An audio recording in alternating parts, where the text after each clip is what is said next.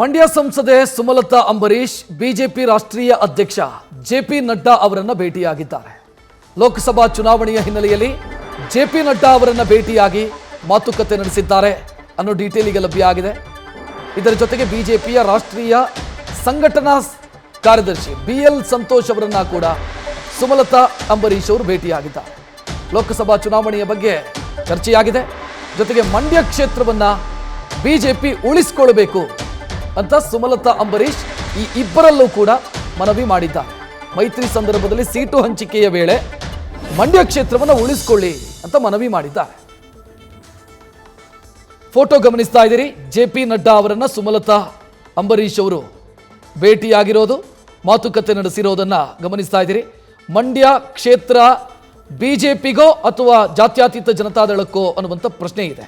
ಈ ಮಧ್ಯೆ ಬಿಜೆಪಿ ಮಂಡ್ಯ ಕ್ಷೇತ್ರವನ್ನು ಉಳಿಸ್ಕೋಬೇಕು ಅನ್ನೋದು ಸುಮಲತಾ ಅಂಬರೀಶ್ ಅವರ ಬೇಡಿಕೆ. ಅದೇ ಕಾರಣಕ್ಕಾಗಿ ಬಿಜೆಪಿಯ ರಾಷ್ಟ್ರೀಯ ಅಧ್ಯಕ್ಷ ಜೆಪಿ ನಡ್ಡಾ ಮತ್ತು ಬಿಎಲ್ ಸಂತೋಷ್ ಬಿಜೆಪಿಯ ರಾಷ್ಟ್ರೀಯ ಸಂಘಟನಾ ಕಾರ್ಯದರ್ಶಿ ಕರ್ನಾಟಕದವರೇ ಆದಂಥ ಬಿಎಲ್ ಸಂತೋಷ್ ಅವರನ್ನ ಕೂಡ ಭೇಟಿಯಾಗಿದ್ದಾರೆ. ಹೆಚ್ಚಿನ ಡೀಟೇಲ್ ನೀಡೋದಕ್ಕೆ ನಮ್ಮ ಪ್ರತಿನಿಧಿ ಹರೀಶ್ ಫೋನ್ ಸಂಪರ್ಕದಲ್ಲಿ.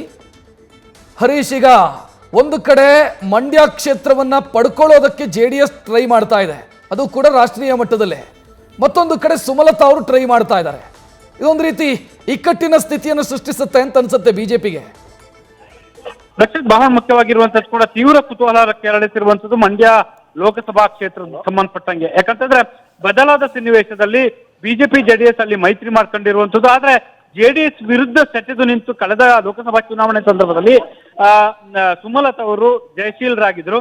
ಆದ್ರೆ ಈಗಿನ ಸನ್ನಿವೇಶದಲ್ಲಿ ಅಲ್ಲಿ ಮುಖ್ಯವಾಗಿರುವಂತದ್ದು JDS ತಮಗೆ ಬೇಕು ಆ ಒಂದು ಕ್ಷೇತ್ರ ಅನ್ನುವಂತ ಪಟ್ಟನ್ನು ಇಟ್ಕೊಂಡಿದ್ದೆ ಅನ್ನುವಂತ ಮಾತುಗಳು ಕೇಳಿ ಬರ್ತಿದ್ದಾವೆ.